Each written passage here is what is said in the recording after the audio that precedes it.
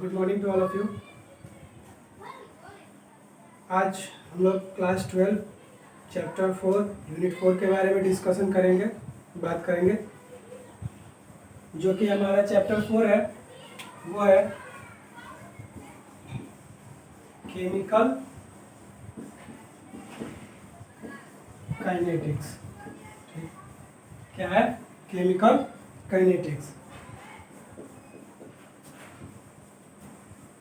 जो कि हमारा इसको कहते हैं हम लोग रासायनिक गतिकी। रासायनिक गतिकी, ठीक है। देखिए, जो हमारा केमिकल काइनेटिक्स है रासायनिक गतिकी, ये क्या है? इसके अंतर्गत हम लोग क्या पढ़ेंगे? ठीक, देखिए, रासायनिक गतिकी, रासायनिक हमारा जो रिएक्शन है, केमिकल रिएक्शन है, उसके बारे में बात करें। मतलब केमिकल रिएक्शन के गति के बारे में हम लोग यहाँ पे चर्चा करेंगे। रासायनिक गतिकी हमारा जो केमिकल रिएक्शन है, उस केमिकल रिएक्शन के गति के बारे में हम लोग यहाँ पे डिस्कशन करेंगे।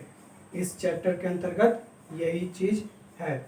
तो जो रासायनिक गतिकी है, इसको अगर हम लोग कहें तो क्या कहेंगे, कैसे कहेंगे? तो देखिए, रासायनिक गतिकी रसायन की वह शाखा जिसमें हम रासायनिक अभिक्रिया के वेग के बारे में अध्ययन करेंगे। रासायनिक गतिकी रसायन शास्त्र या रसायन की वह शाखा जिसके अंतर्गत हम लोग रसायन अभिक्रिया के वेग के बारे में अध्ययन करेंगे। किसके बारे में? वेग के। और वेग किसका?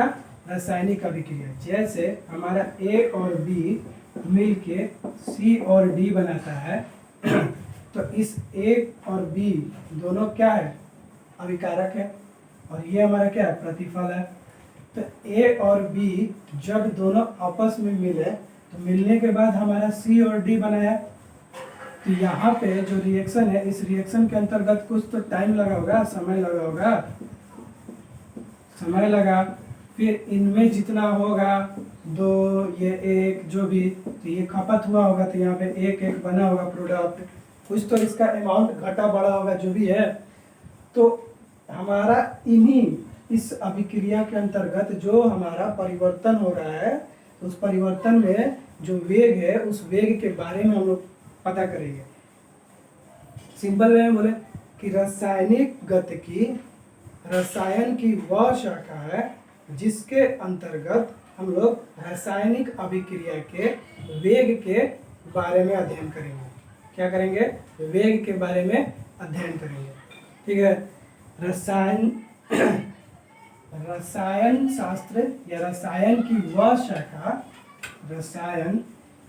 शाखा जिसके अंतर्गत हम लोग रासायनिक अभिक्रिया के वेग के बारे में अध्ययन करेंगे, ठीक है।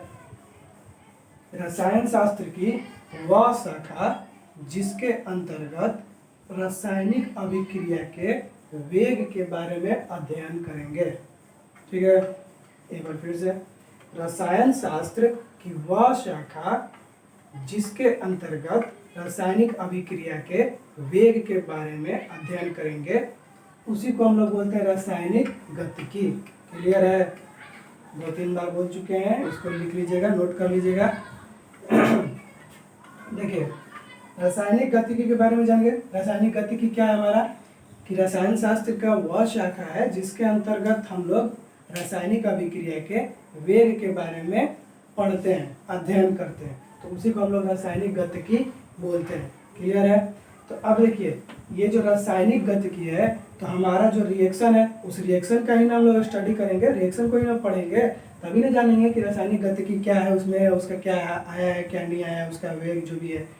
तो रासायनिक अभिक्रिया जो है हमारे, रसायन अभिक्रिया, उसके कितने प्रकार होंगे, लेकिन वो प्रकार किसके बेस पे होगा? वेग के बेस पे होगा, ठीक है। तो लिखेंगे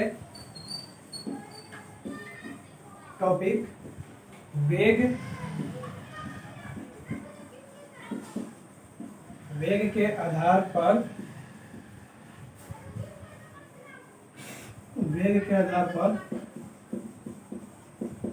रासायनिक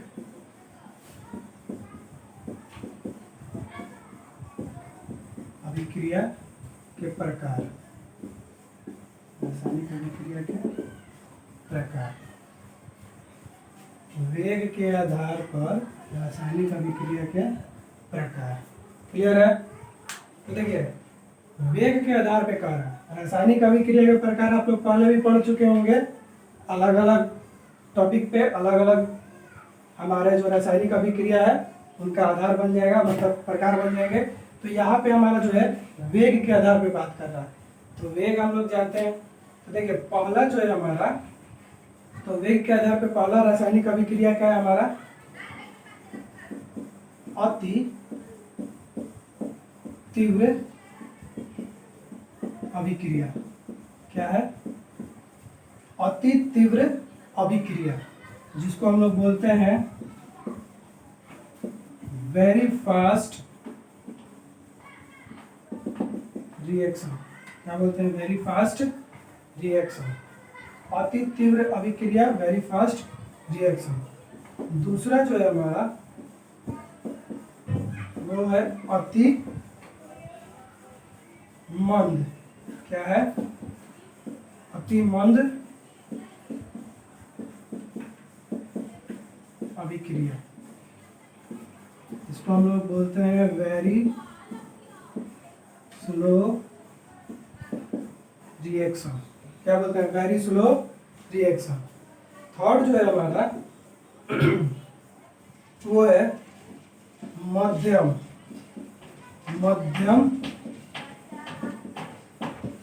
अभिक्रिया। इंग्लिश में इसको हम लोग लिखते हैं मॉडरेट रिएक्शन। क्या लिखता है? Moderate reaction. तो देखिए वेग के आधार पर रासायनिक अभिक्रिया के प्रकार। तो वेग के आधार पर रासायनिक अभिक्रिया कितने तरह के हैं? 3 तरह के हैं। 1 2 3। पहला है अति तीव्र अभिक्रिया, जिसको इंग्लिश में वेरी फास्ट रिएक्शन बोला जाता है। दूसरा है अति मंद अभिक्रिया, वेरी स्लो रिएक्शन। थर्ड जो है मध्यम अभिक्रिया, मॉडरेट रिएक्शन। ये 3 तरह के रिएक्शन होते हैं वेग के आधार पे केमिकल काइनेटिक्स के अंदर। अब हम लोग इन तीनों को 1 बाय 1 करके डील करेंगे, 1 बाय 1 करके हम लोग समझेंगे। ठीक है, चलिए नोट कर लीजिए। चलिए फर्स्ट वाले से स्टार्ट करते हैं।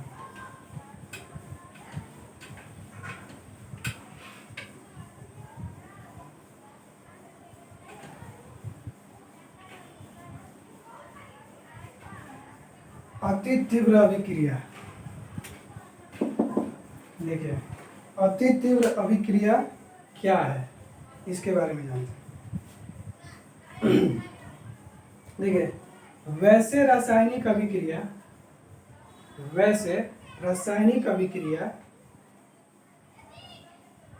लिख रहे हैं कि हम पूरा समझाने के बाद बोले। चलिए लिखिए वैसे रासायनिक अभिक्रिया जो रासायनिक अभिक्रिया के दौरान समय ना लें। क्या ना लें? समय ना लें। वैसे रासायनिक अभिक्रिया जो रासायनिक अभिक्रिया के दौरान समय ना लें, उस तरह के अभिक्रिया को हम लोग बोलते हैं अति तीव्र अभिक्रिया। मतलब ये कहना चाह रहा है कि अगर वो अभिक्रिया कर रहा है, ठीक, रिएक्शन कर रहा है, तो वो बिना समय लिए ही प्रोडक्ट में, मतलब प्रतिफल में कन्वर्ट हो जाए, बदल जा रहा है। जैसे कि हम लोग अगर देखें कि ये ए और बी है, तो ए को जैसे ही बी के संपर्क में लाएंगे, ए को जैसे ही बी के संपर्क में लाएंगे, वो तुरंत क्या करेगा? सी और डी का फॉर्मेशन कर देगा। मतलब सी और डी हमको बनाकर दे देगा। समझ में आ रहा है? ए को बी के संपर्क में जैसे ही लाएंगे तो वो ए और बी तुरंत मिलकर हमको सी और डी क्या कर दे रहा है? दे दे रहा है प्रतिफल के रूप में। तो यहाँ पे हमको समय नहीं ले रहा है। अरे भाई ये ए बी से जब अभिक्रिया कर रहा है तो समय नहीं ले रहा है। अगर समय लेता है तो टाइम लेकर ना बनाता, लेकिन ये जैसे ही दोनों को एक दूसरे के संपर्क में आ रहा है, संपर्क में आ रहा है, हमको प्रतिफल दे दे रहा है, सी और डी के रूप में हमको दे दे रहा है। तो इस तरह के रिएक्शन को हम लोग बोलते हैं अति तीव्र अभिक्रिया। इस तरह के अभिक्रिया को क्या बोलते हैं? अति तीव्र अभिक्रिया। मतलब क्या हो रहा है? बहुत जल्दी हो जा रहा है, बहुत तेजी के साथ रिएक्शन हो रहा है, बहुत तेजी के साथ क्या कर रहा है? अभिक्रिया कर रहा है। तो उसको हम लोग बोलते हैं अति तीव्र अभिक्रिया। क्लियर है? तो सुनिए, एक बार और डिफिनेशन बोल दिया जाए। वह रासायनिक अभिक्रिया जो रासायनिक परिवर्तन के दौरान या रासायनिक अभिक्रिया के दौरान समय ना ले। ठीक है? वह रासायनिक अभिक्रिया जो रासायनिक परिवर्तन के दौरान समय ना ले, उस तरह के रासायनिक अभिक्रिया को हम लोग बोलते हैं अति तीव्र अभिक्रिया। उस तरह की अभिक्रिया को क्या बोलते हैं? अति तीव्र अभिक्रिया। समझ में आ रहा है? क्या कह रहा है कि वैसे रासायनिक अभिक्रिया जो रासायनिक परिवर्तन के दौरान समय ना ले, टाइम लेगा ही नहीं। तो समय नहीं ले रहा, तो ये हमारा क्या है? अभिकारक। अभिकारक हमारा किस में बदल गया? प्रतिफल में। तो बिना समय लिए ही ये क्या हो जा रहा है? प्रतिफल में बदल जा रहा है। तो इस तरह के अभिक्रिया को हम लोग अति तीव्र अभिक्रिया बोलेंगे। एक बार और फिर से सुन लीजिए, अति तीव्र अभिक्रिया क्या है? वैसे रासायनिक अभिक्रिया जो रासायनिक परिवर्तन के दौरान समय ना ले, उस तरह के अभिक्रिया को अति तीव्र अभिक्रिया कहते हैं। क्लियर है? एग्जाम्पल के थ्रू समझिए।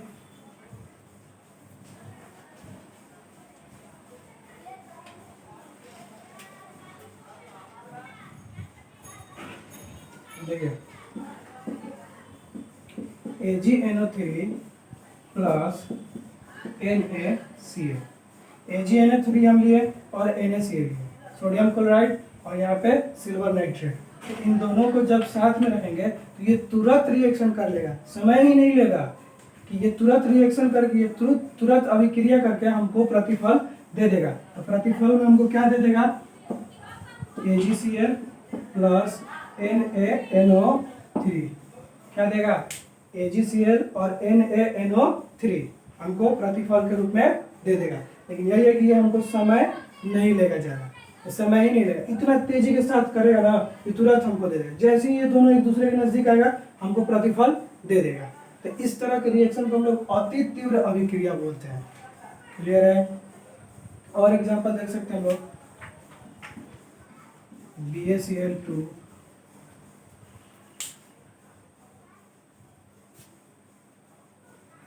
चलिए BaCl2 ले लेते हैं, दूसरा करें।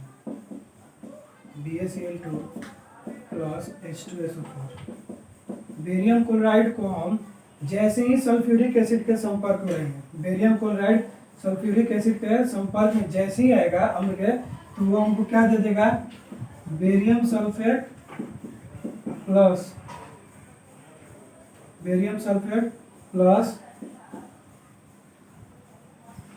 HCl। ठीक है? तो ये भी क्या कर रहा है? बेरियम क्लोराइड सल्फ्यूरिक एसिड के संपर्क में आ रहा है, तो आने के बाद तुरंत हमको क्या दे दे रहा है? बेरियम सल्फेट और हाइड्रोजन क्लोराइड। तो ये तुरंत दे रहा, समय नहीं ले रहा। तो वही चीज तो कह रहा है यहाँ पे, ये अति तीव्र अभिक्रिया कह क्या रहा कि वैसे रासायनिक अभिक्रिया जो रासायनिक परिवर्तन के दौरान समय नहीं लेगा, उस तरह के अभिक्रिया को हम लोग अति तीव्र अभिक्रिया कहते हैं। ठीक है? नोट कर लीजिएगा।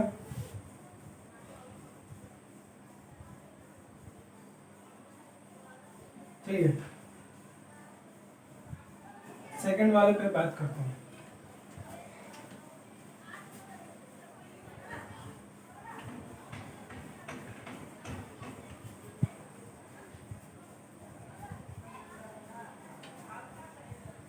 देखिए, सेकंड जो है हमारा वो अति मंद अभिक्रिया, जिसको हम लोग वेरी स्लो रिएक्शन भी बोलते हैं।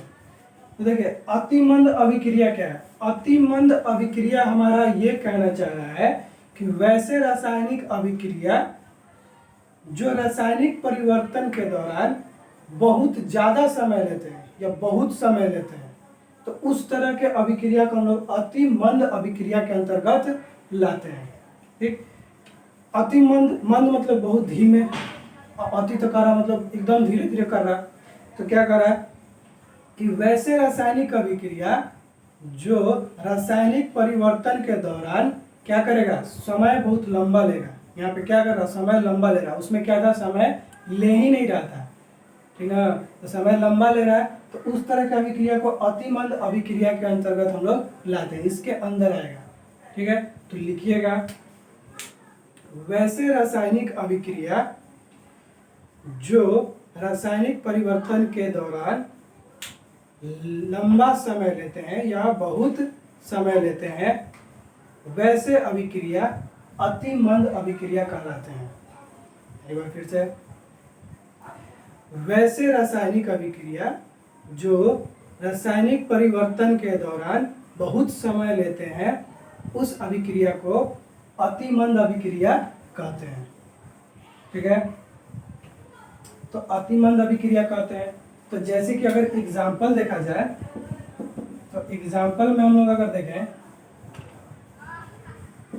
तो रस्टिंग ऑफ आयरन, इसको हम लोग हिंदी में बोल सकते हैं लोहे में जंग लगना।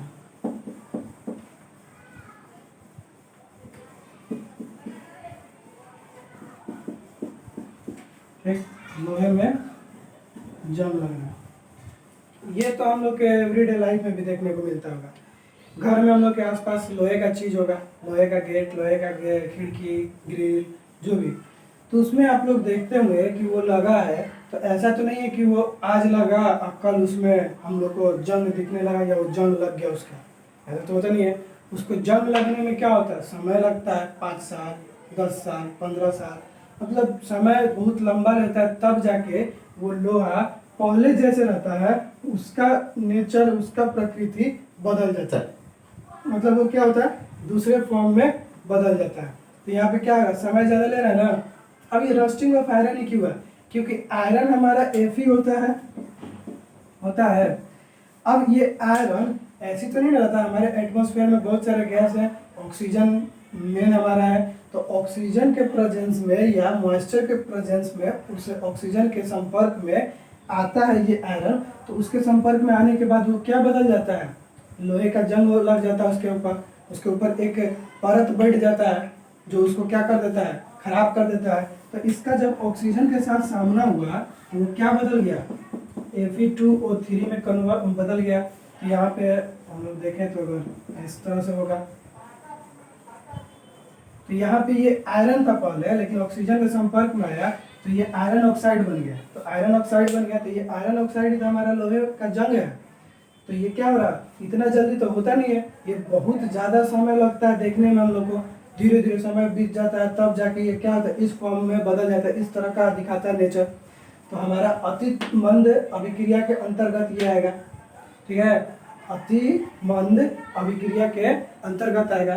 क्या कह रहा है अति मंद अभिक्रिया, कि वैसे अभिक्रिया जो रासायनिक परिवर्तन के दौरान बहुत लंबा समय लेते हैं, बहुत समय लेते हैं, वैसे अभिक्रिया अतिमंद अभिक्रिया कहलाती है। तो यहाँ पे उसका एक परफेक्ट एग्जांपल है कि ये हमारा इसके साथ संपर्क में आकर आयरन ऑक्साइड बना रहा है, जो कि लोहे में जंग है, हमारा लोहा के ऊपर जंग लग जाता है, तो ये बहुत लंबा समय लगता है, जल्दी नहीं होता। इसी तरह से और भी मेटल्स का भी हम लोग ले सकते हैं। अल्मुनियम घर पे होता होगा ना, तो अल्मुनियम का बक्सा या कोई चीज़ देखते होंगे, तो अल्मुनियम भी रखते रखते धीरे धीरे उसके ऊपर एक खुरदरा टाइप का लेयर बैठ जाता है, एक परत बैठ जाता है। उसके ऊपर एक लेयर बैठ गया तो वो इतना जल्दी तो बैठता नहीं है, वो समय लगता है, तो धीरे धीरे समय बीतता है, उसके बाद उसके ऊपर एक खुरदरा टाइप का लेयर बैठ जाता है। ठीक है, तो वो भी हमारा इसी के अंतर्गत आएगा, अतिमंद। वो भी ऑक्सीजन के संपर्क में आता ही है, मॉइस्चर के संपर्क में आता है, तभी जाके होता है। समझ में आ गया होगा अतिमंद अभिक्रिया। चलिए आगे बढ़ते हैं थर्ड पॉइंट।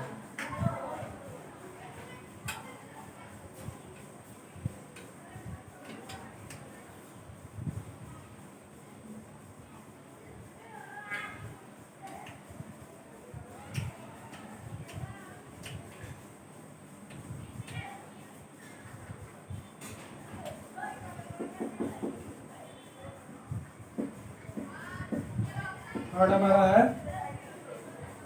मध्यम अभिक्रिया। क्या है? मध्यम अभिक्रिया, इसको हम लोग बोलते हैं मॉडरेट रिएक्शन।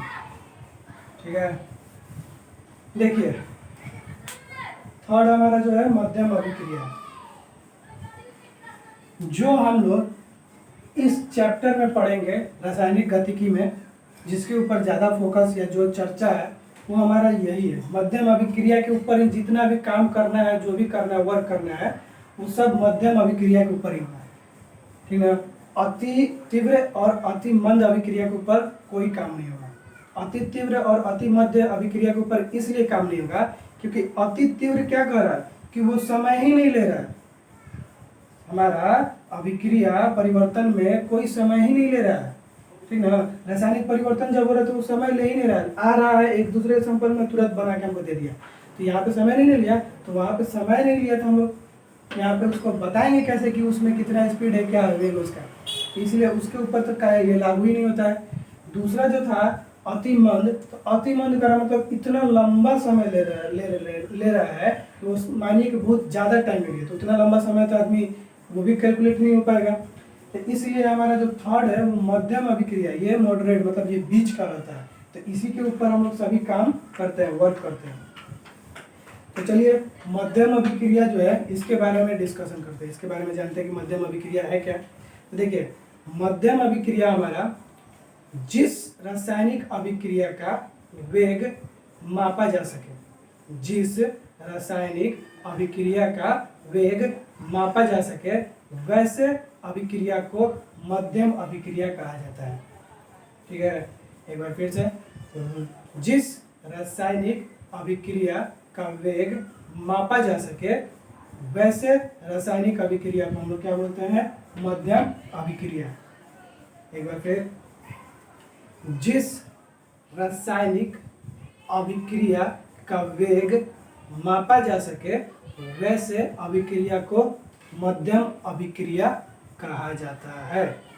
ठीक है, एग्जाम्पल के तौर पे देखें, बात समझिए। मध्यम अभिक्रिया क्या कर रहा है कि वेग कि अगर हमारा यहाँ पे हाइड्रोजन गैस ले लेते हैं और यहाँ पे आयोडीन, ठीक, तो ये जब हाइड्रोजन और क्या कहलाता है आयोडीन आया, तो ऐसा नहीं है कि ये दोनों एक दूसरे के साथ तुरंत कर लेगा, नहीं, और ऐसा भी नहीं है कि ये दोनों एक दूसरे के साथ रिएक्शन करने में ज़्यादा समय लेगा, लंबा समय भी लेगा। ये मतलब मॉडरेट आराम से अपना होंगे, धीरे धीरे मीडियम स्पीड में होकर हमको क्या दे देंगे? हाइड्रोजन आयोडाइड दे देगा। क्या दे देगा? Hydrogen iodide. तो यहाँ पे हमारा कह रहा है कि मध्यम अभिक्रिया ये कहा है कि वैसे रासायनिक अभिक्रिया जिसके वेग को हम लोग माप सके, मतलब मेजर कर सके, तो वैसे रासायनिक अभिक्रिया जिसके वेग को हम लोग माप सके, तो उस तरह की अभिक्रिया को हम लोग मध्यम अभिक्रिया कहते हैं। क्लियर है? तो अब वेग जो मापने का तरीका है या प्रोसेस है, जो भी है फॉर्मूला, वो तो आगे आएगा, ठीक, लेकिन बात जो कह रहा है उस चीज़ को सही भी करेगा आगे कि मापा जाता है और कैसे मापा जाता है, वो चीज़ हम लोग आगे पढ़ेंगे।